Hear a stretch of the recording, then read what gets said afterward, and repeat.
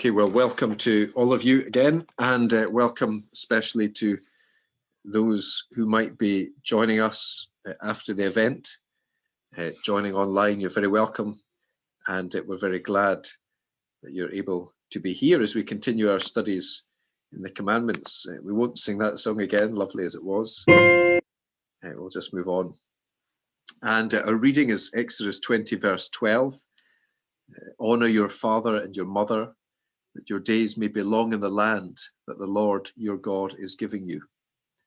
And this commandment is quoted directly by the Apostle Paul in his letter to the Ephesians, where he says in chapter 6, children, obey your parents in the Lord, for this is right. Honor your father and mother. This is the first commandment with a promise, that it may go well with you, and that you may live long in the land. Fathers, do not provoke your children to anger, but bring them up in the discipline and instruction of the Lord. So today we're going to think about honoring our mother and father. And John Calvin describes honoring as reverence, obedience, and gratitude. We might, of course, also add love to that, but he wants us to recognize the attitude towards one's parents, a reverent attitude, a grateful attitude. And we pause here just to reflect that everybody in the planet has or had two parents. Even with all the advances in medical technology, everybody alive today has or had one mother and one father. The family relationship is the primary human relationship. When we were young, when we were babies, it was the only relationship we knew, the relationship with a mother or father or a caregiver. And therefore, it is a foundational relationship, foundational to every other relationship that we will experience in life. And it's an immensely formative relationship, that of a child and its parents, or a child and those who bring him or her up.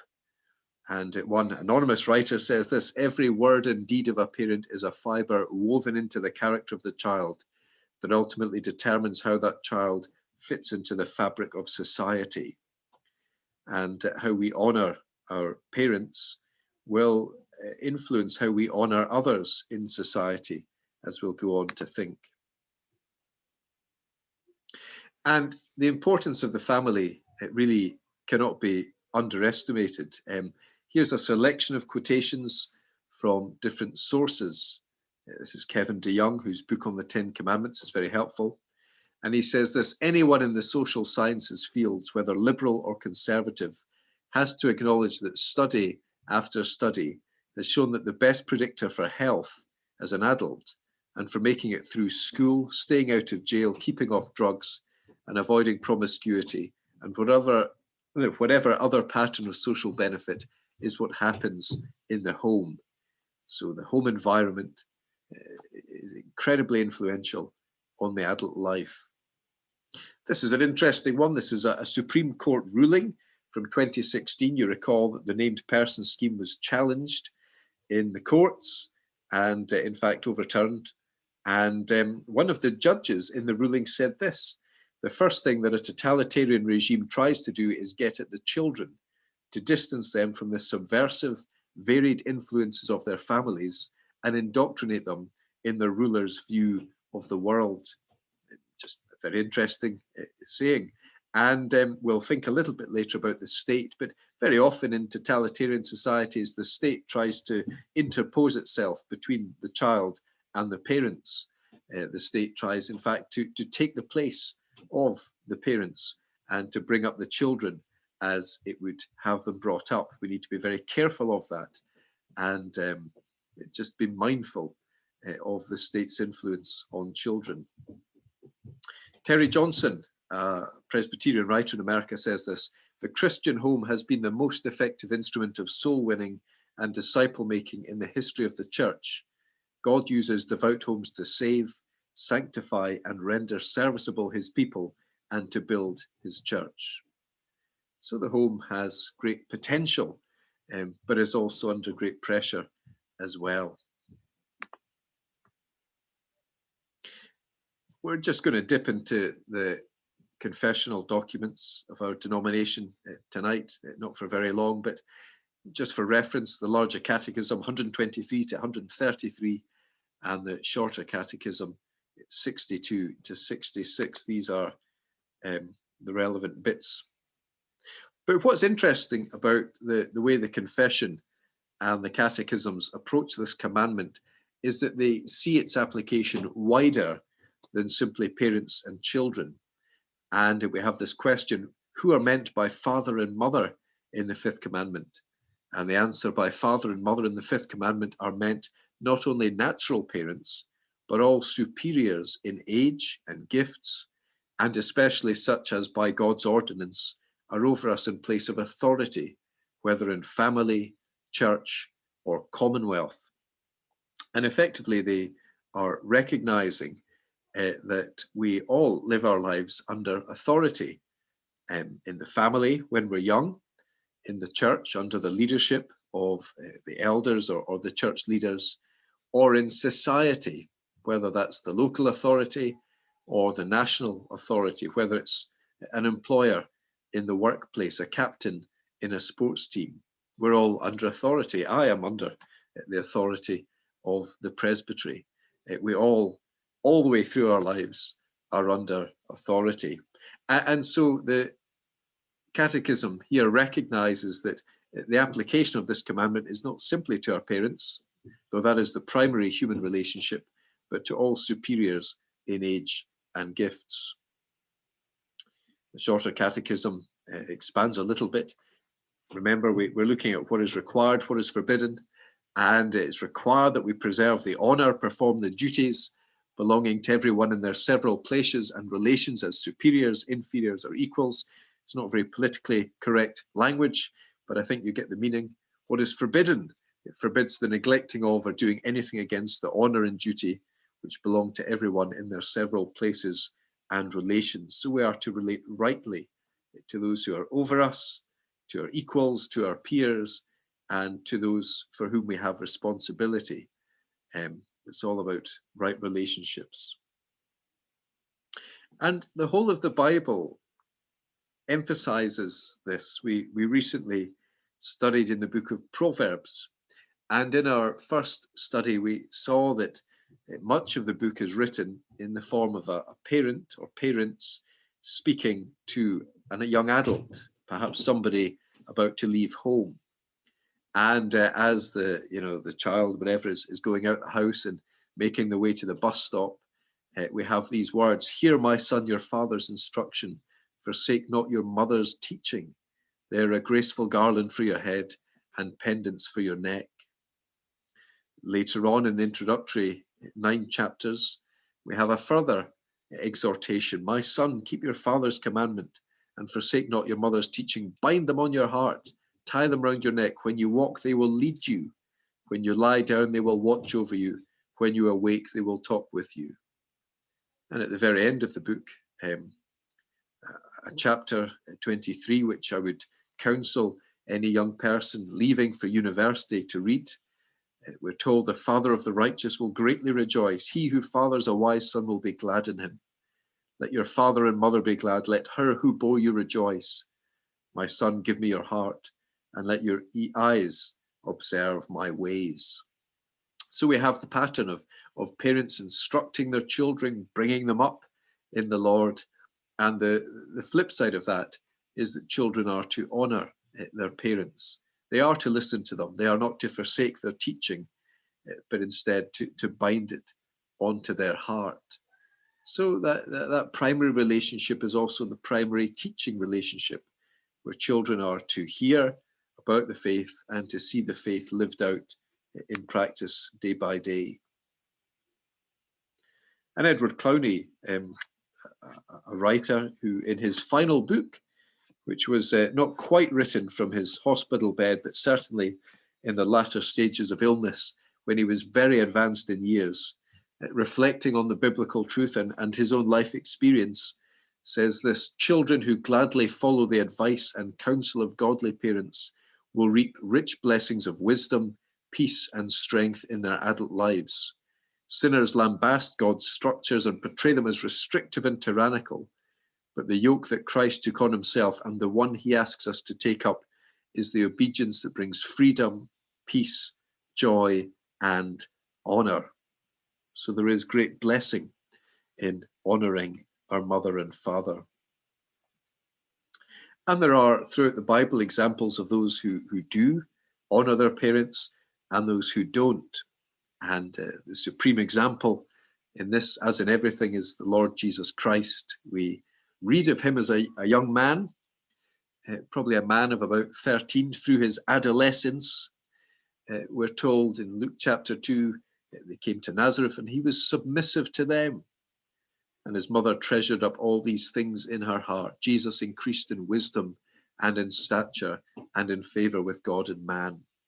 So the Lord Jesus Christ, the second person of the Trinity, the God-man, was submissive to his mum and his dad.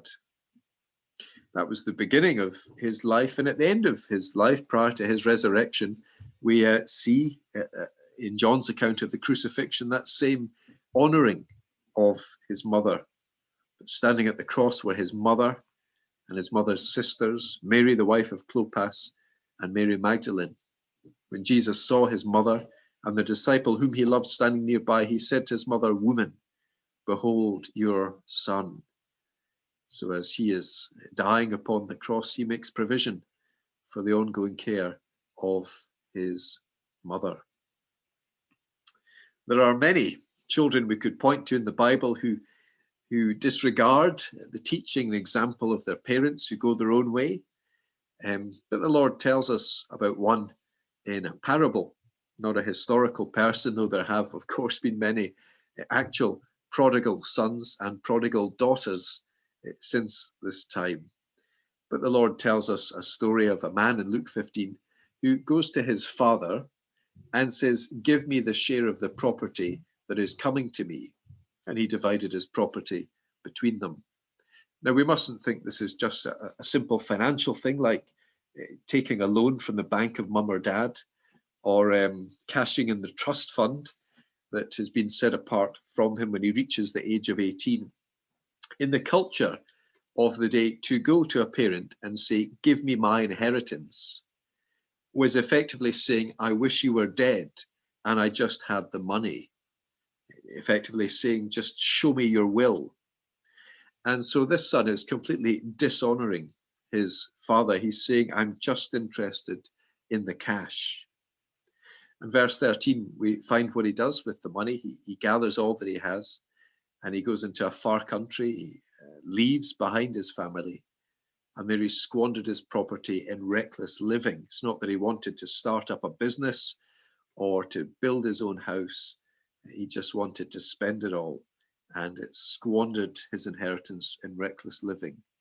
So he wished that his father was dead, and he wasted his inheritance. Just one example of those who did not honor their father and mother, though of course we know that story does have a happy ending. So we are to honor, we are to reverence, we are to obey, we are to be grateful to our mum and our dad, our mother and our father, to those who raised us, brought us up, maybe grandparents, aunties, uncles, those who were involved in our upbringing. But of course, the Bible has another dimension to family life. And the Lord makes clear that when we're following him, we are part of God's family.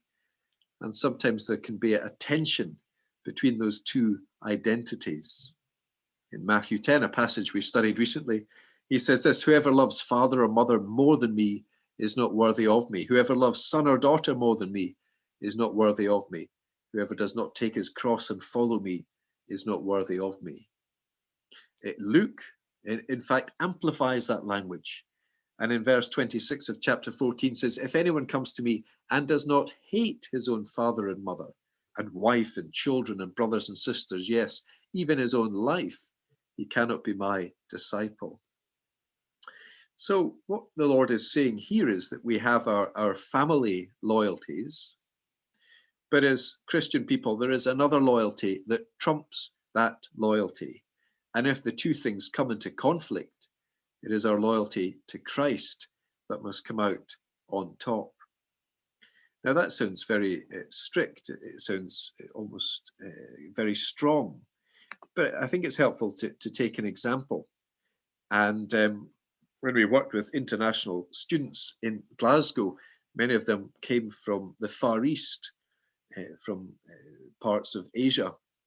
And in Asia, there is something culturally known as filial piety, which is the very strong bonds that there are between generations, between family members, great loyalty. Parents can expect to have a very significant say on what their children study, on the jobs that they might take, on the marriage partners that they may marry, if they in fact do marry. And we see that still today. We see it very much in an Asian culture, where parents have a huge say and a huge influence on these great decisions of adult life. I remember once being on call with an Indian doctor, and he was an orthopedic surgeon, and we were in the doctor's room, and I think we had to calculate a sort of tricky drug dose. And he said, "Oh, I really enjoy doing sums," and he did it very quickly. And I said, "You're very good at maths." And he said, "Well, I wanted to be a mathematician, but my parents said, you're going to be a doctor." And so there he was, training up to be a surgeon because of this idea, this loyalty to the family. But the loyalty can have religious connotations as well.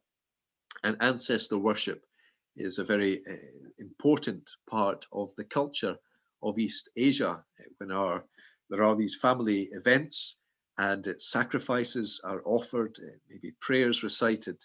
And the thinking is that the ancestors are in the afterlife, and they have to be fed, they have to be prayed for. And if you don't do these things, they'll really suffer in the afterlife. They'll maybe become a hungry ghost, and they'll roam around forever. And so ancestor worship happens, and you go home, and the time of year comes around, and they say, now we're going to pray for and offer sacrifice to the ancestors. And if you're a Christian, or if you become a Christian while you're studying in the UK, there's a huge amount of pressure put upon you. For maybe hundreds, if not thousands of years, your family have been worshipping the ancestors. And you turn up and say, well, I don't do that anymore because I worship the one true and living God. And there might be extraordinary pressure put to bear on you. And we have to heed the words of the Lord Jesus Christ, that we have to love him more than we love father or mother. There is a cost to Christian discipleship. Now, I don't know many Scottish people who necessarily worship their ancestors, but there may be long-standing cultural or religious traditions in your family that as a born-again Christian, you cannot go along with anymore. And these words might take on a new significance when we think about that. We are to honor our mother and father, to honor our families, but not when that loyalty seeks to threaten our loyalty to the Lord Jesus Christ. So that would be one exception. And it's worth thinking through, of course, adulthood and what it means to honor father and mother when we have left the house, when we've flown the nest, when we have established adult lives of our own.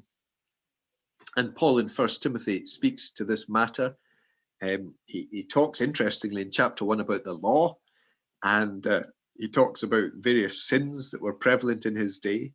And he mentions chapter 1 verse 9, those who strike their fathers and mothers. So he references again the Fifth Commandment in a New Testament epistle. But he goes on to talk about caring for those in need. And as somebody has said, the family is the sort of basic unit of the welfare state. It is the primary welfare state. And 1 Timothy 5, if a widow has children or grandchildren, let them first learn to show godliness to their own household and to make some return for their parents, for this is pleasing in the sight of God. But if anyone does not provide for his relatives, and especially for members of his household, he has denied the faith and is worse than an unbeliever. Paul here is saying that we have a responsibility, that there is, as Professor John White has written, a cycle of dependence. Parents bring up children, but later in life, sometimes children have to care for their parents. And in the early church, it seemed that there were some people who were looking for help, but they had their own family. And Paul says, before you burden the church family, you have to make some return to your own parents. There may be some widows or widowers who have no one to look after them, who are completely alone. And Paul says they are the church's responsibility. But if somebody is in a place of dependence, then their family has the primary responsibility to look after them. Not to do so is to deny the faith, and they would be behaving worse than an unbeliever. And that's a very challenging thing, isn't it? This idea of the cycle of dependence, our responsibility toward older family members. I read every week the magazine The Week, which gets sent to us, and they have a little property section week by week. And this week, interestingly, is houses with granny annexes. And I'm sure many of us are familiar with that. Sometimes a relative getting on in years, needing a bit of help, and sometimes a house is built or an extension added to allow them to come and live with us, rather than maybe having carers go in or moving them into a residential complex, taking an older relative in to live with us. And there's some very nice ones here, actually. There's a lovely one in Fife, and there's one just by Hyde Park for 6.75 million. So if you're interested in that, I can send you the link. But Paul, speaking about the cycle of dependence, parents bring up the children, children looking after their parents. That is one way of honoring mother and father. But it doesn't always happen. And this next word, kurokoshi, is a Japanese word. And unfortunately, in Japan, we see many examples where children fail to honor parents. Japan has an interesting population demographic in that there was a baby boom after the war, but then a population decline since that time, a fall in birth rate. And what that means is that something like 20%, I think, of the Japanese population is over 60. It's a very sort of older population, and they haven't themselves necessarily had many children. So, there's a lot of tax has to be paid to care for the older generation. But it means, sadly, that many older people are neglected. Sometimes they're forgotten about. Sometimes their own children just abandon them and get on with their own lives. And this word kurokoshi, it translates something like dying alone. And in Japan, every year there are somewhere in the region of 30,000 older people who are discovered dead. They've died alone. Nobody noticed. Nobody was phoning them or communicating with them. Maybe all the things came out of the bank electronically. Nobody kept in touch with them. And after a little while, somebody notices or smells something, and they're discovered to have died alone. And it's rife, 30,000 a year. It's a huge issue. There was even a film made about it in Japan. That's an example, not unique, of course, to that nation, but how the younger generation can forget or forsake the older generation. We have a twist on that in Scotland. In A&E, we used to get a lot of older relatives brought to A&E just before Christmas, in the hope that they'd be admitted over the Christmas holiday, and people could enjoy the time without having to care for an older relative. It's the same idea, feeling to honor that older generation. And I guess the supreme example of it is something that keeps coming back to the parliaments in Westminster and Holyrood, this idea of assisted suicide or euthanasia.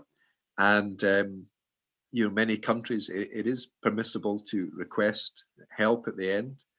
and many political parties in Scotland pushing for it, particularly the Green Party. The SNP used to be quite against it, but they've kind of softened their stance recently and are willing to consider it again. But, you know, that places a huge burden on older people. If society says, well, some lives aren't worth living, and if it's a more economical thing to do, then there'll be great pressure on people to consider that. That is how to dishonour our mother and our father, to dishonour those who are over us in many ways. But there's a wider application, and we got a glimpse of that in the Catechism. And it spoke about the church and about the Commonwealth. And we see this idea of submitting ourselves to others in different spheres in the New Testament. In Ephesians 5, Paul reminds us that as Christians, we submit to one another out of reverence for Christ. And he gives the example of wives and husbands, wives submitting to husbands as to the Lord, and husbands loving their wives as Christ loved the church and gave himself up for her. Submission here doesn't mean oppression, doesn't mean husbands are to oppress their wives, but the wife is to submit to her husband and the husband is to love his wife. We see that in the church. Obey your leaders and submit to them, for they are keeping watch over your souls as those who will have to give an account. Let them do this with joy and not with groaning, for that would be of no advantage to you. Again, in the church, when we speak of authority, we don't mean authoritarian.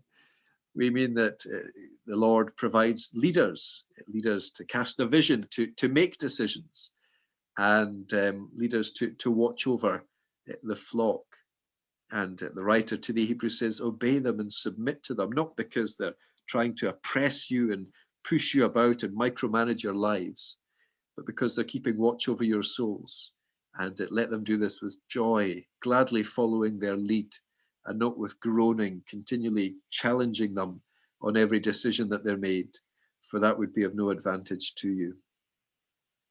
And the final example in the New Testament is Romans 13. Let every person be subject to the governing authorities, for there is no authority except from God, and those that exist have been instituted by God. So we live our lives under authority, local authorities, national authorities. And Paul says we are to honour them.